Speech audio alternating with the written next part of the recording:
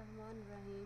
Assalamu alaikum dear students. I am your teacher professor Zartasha Aftab. आज FSc part 2 chemistry का जो topic हमने पढ़ना है वो है ionization energy. This is chapter 1 topic.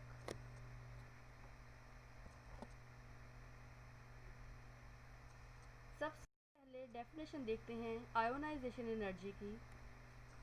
The ionization energy of an element is the minimum amount of energy which is required to remove an electron from the outermost shell of its isolated gaseous atom in the ground state। Energy क्या है हमारे पास? वो कम से कम energy जो हम किसी भी electron को निकालने के लिए इस्तेमाल करते हैं। इलेक्ट्रॉन कहाँ से रिमूव करना है? वैलेंस शेल में से, आउटर मोस्ट शेल में से, किसी भी एटम के। फॉर एग्जाम्पल लेते हैं सोडियम की। जैसे कि सोडियम के वैलेंस शेल में एक इलेक्ट्रॉन होता है। अब उस एक इलेक्ट्रॉन को निकालने के लिए जितनी आयोनाइजेशन एनर्जी यूज़ होती है वो है 496 किलो जाउल पर मोल। जब सोडियम में से एक इलेक्ट्रॉन निकलता है तो वो किस में कन्वर्ट हो जाता है? Na+ में with 10 electrons. In some cases there are more than one ionization energies. कब एक से ज़्यादा एनर्जी होंगी? जब वैलेंस शेल में मोर देन वन इलेक्ट्रॉन होंगे। वैलेंस शेल में से फॉर एग्जांपल अगर हम कॉमन सी एग्जांपल लें, मैग्नीशियम के वैलेंस शेल में 2 इलेक्ट्रॉन्स होते हैं। अब उन 2 इलेक्ट्रॉन्स को वन बाय वन निकालने के लिए हमें एनर्जीज रिक्वायर्ड है। जो पहला इलेक्ट्रॉन निकलेगा उसको हम बोलेंगे first ionization energy. Second electron निकालने के लिए जो एनर्जी होगी उसको हम बोलेंगे सेकंड आयोनाइजेशन एनर्जी। इसी तरह किसी एलिमेंट्स में से अगर 3 इलेक्ट्रॉन हमने रिमूव करने हैं तो उसकी थर्ड आयोनाइजेशन एनर्जी भी होगी। फॉर एग्ज़ाम्पल यहाँ पे एक एग्ज़ाम्पल है एलुमिनियम की। एलुमिनियम आपको पता है कि एलुमिनियम के ऊपर क्या चार्ज होता है? +3। इसका मतलब है उसमें से 3 इलेक्ट्रॉन्स रिमूव होते हैं। अब ऐसे नहीं होता कि 3 के 3 इलेक्ट्रॉन इकट्ठे रिमूव हो जाएं, they remove one by one. अब एलुमिनियम में से जब एक इलेक्ट्रॉन पहला इलेक्ट्रॉन निकलेगा तो एलुमिनियम क्या बन जाएगा? केटाइन बन जाएगा। 580 किलो जाउल पर मोल एनर्जी रिक्वायर्ड होगी। आयोनाइजेशन प्रोसेस एंडोथर्मिक होता है। क्यों? क्योंकि इसमें एनर्जी एब्जॉर्ब हो रही होती है, इसकी वजह से ये एंडोथर्मिक है। सेकेंड आयोनाइजेशन एनर्जी देखें 1815 किलो जाउल पर मोल। थर्ड आयोनाइजेशन एनर्जी देखें 2740 किलो जाउल पर मोल। जैसे जैसे इलेक्ट्रॉन बढ़ते जा रहे हैं, पॉजिटिव चार्ज बढ़ता जा रहा है, आयोनाइजेशन एनर्जी भी बढ़ती जा रही है। अब इसकी रीज़न देख लेते हैं। Why second ionization energy is greater than first one, या फिर हम बोल सकते हैं why third ionization energy is greater than second one. जितनी आयोनाइजेशन एनर्जीज बढ़ती जाएंगी उतनी ही आगे आगे उसकी वैल्यू भी इंक्रीज़ होती जाएगी। ऐसा क्यों होता है? क्योंकि जब हम किसी भी न्यूट्रल एटम में से एक इलेक्ट्रॉन रिमूव करते हैं तो उसके ऊपर पॉजिटिव चार्ज बढ़ जाता है, प्रोटॉन बढ़ जाते हैं, इफ़ेक्टिव न्यूक्लियर चार्ज इंक्रीज़ हो जाता है।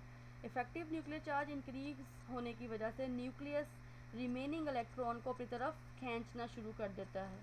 उस खींचने की वजह से जब हमने एक और इलेक्ट्रॉन सेकंड इलेक्ट्रॉन रिमूव करना है, अब अट्रैक्शन क्या हो गई है? पावरफुल हो गई है, फोर्स इंक्रीज़ हो गई है न्यूक्लियस और इलेक्ट्रॉन की।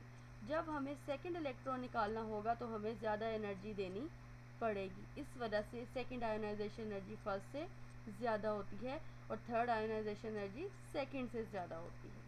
ये बहुत इंपॉर्टेंट बोर्ड का शॉर्ट क्वेश्चन भी है, काफ़ी दफ़ा बोर्ड में आया भी है।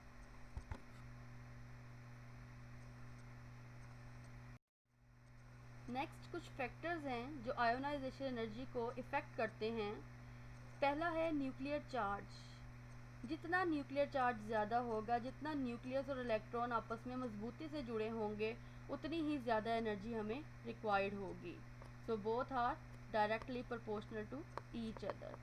शील्डिंग इफ़ेक्ट, जितना शील्डिंग इफ़ेक्ट ज़्यादा होगा उतनी ही हमें आयोनाइजेशन एनर्जी कम देनी पड़ेगी। शील्डिंग इफ़ेक्ट क्या होता है? अट्रैक्शन, इलेक्ट्रॉन इलेक्ट्रॉन रिपल्शन, दो इलेक्ट्रॉन के दरमियान में जो रिपल्शन होती है वो क्या होती है, शील्डिंग इफेक्ट। रिपल्शन की वजह से जब दो इलेक्ट्रॉन आपस में रिपेल होते हैं तो साइज़ क्या होता है, इंक्रीज़ हो जाता है, तो इफेक्टिव न्यूक्लियर चार्ज कम हो जाता है, जिसकी वजह से वैलेंस शेल और न्यूक्लियस, वैलेंस शेल इलेक्ट्रॉन्स और न्यूक्लियस का जो अट्रैक्शन है वो क्या हो जाती है, कम, और हम आराम से इलेक्ट्रॉन को वहाँ से रिमूव कर सकते हैं with less ionization energy. Radius, atomic radius, जैसे कि हमने प्रीवियस लेक्चर्स में पढ़ा था, रेडियस क्या होता है, distance between the nucleus and the outermost shell. जितना डिस्टेंस ज़्यादा होगा, जितना साइज़ बढ़ेगा, जितना रेडियस बढ़ेगा, उतनी ही कम एनर्जी लगानी पड़ेगी, आयोनाइजेशन एनर्जी की वैल्यू उतनी ही कम हो जाएगी। उसके अलावा सब शेल्स होते हैं।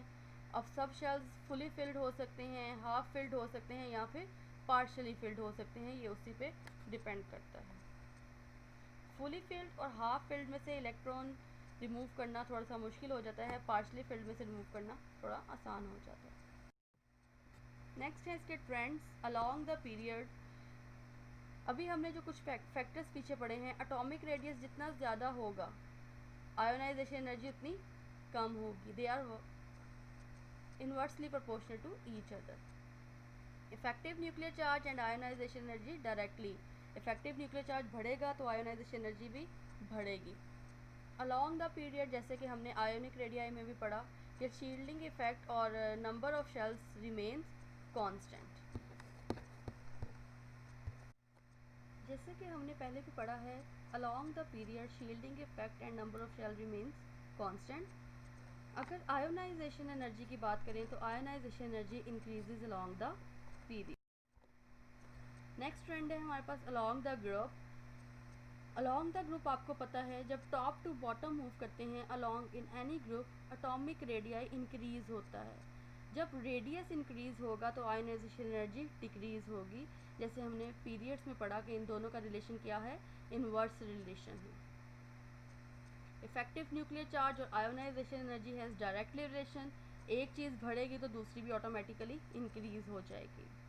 Along the group shielding effect increase होता है क्योंकि नंबर ऑफ इलेक्ट्रॉन इंक्रीज होते हैं तो आयोनाइजेशन एनर्जी डिक्रीज हो जाती है। नंबर ऑफ शेल भी बढ़ते हैं, नंबर ऑफ शेल बढ़ने से न्यूक्लियस का वैलेंस शेल से अट्रैक्शन क्या होती है, कम हो जाती है, वो लूजली बॉन्डेड हो जाते हैं, स्ट्रॉन्गली बॉन्डेड नहीं रहते, जिसकी वजह से कम आयोनाइजेशन एनर्जी रिक्वायर्ड होती है। सो इन सब बातों से क्या पता चला कि along the group ionisation energy decreases.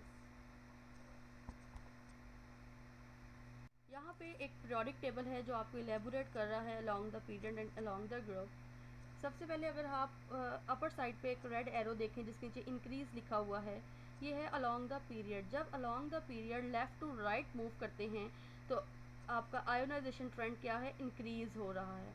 अगर हम ग्रुप की बात करें, ग्रुप की हमेशा हम जो रेंज लेते हैं वो लेते हैं टॉप टू बॉटम। जब टॉप टू बॉटम मूव करते हैं तो along the group ionisation energy decreases, but if you move from down to upward तो ionisation energy increases। Ionisation energy का trend from the below of the periodic table it also increases. अगर आप element का ये जो आपको एक arrow नज़र आ रहा है जो थोड़ा सा टेढ़ा है, from the bottom to the right side, ये ट्रेंड क्या हो रहा है, आयोनाइजेशन एनर्जी का इंक्रीज हो रहा है। बहरहाल आप लोगों ने ionization energy along the period और ग्रुप ही करनी है। नेक्स्ट हमारे पास पीरियोडिक ट्रेंड है एक पीरियड का। इसमें देखें, अगर हम लिथियम से बेरिलियम पे जाएं तो आयोनाइजेशन एनर्जी बढ़ रही है, लेकिन जैसे ही हम बेरिलियम से बोरॉन पे आते हैं तो आयोनाइजेशन एनर्जी क्या हो गई, कम।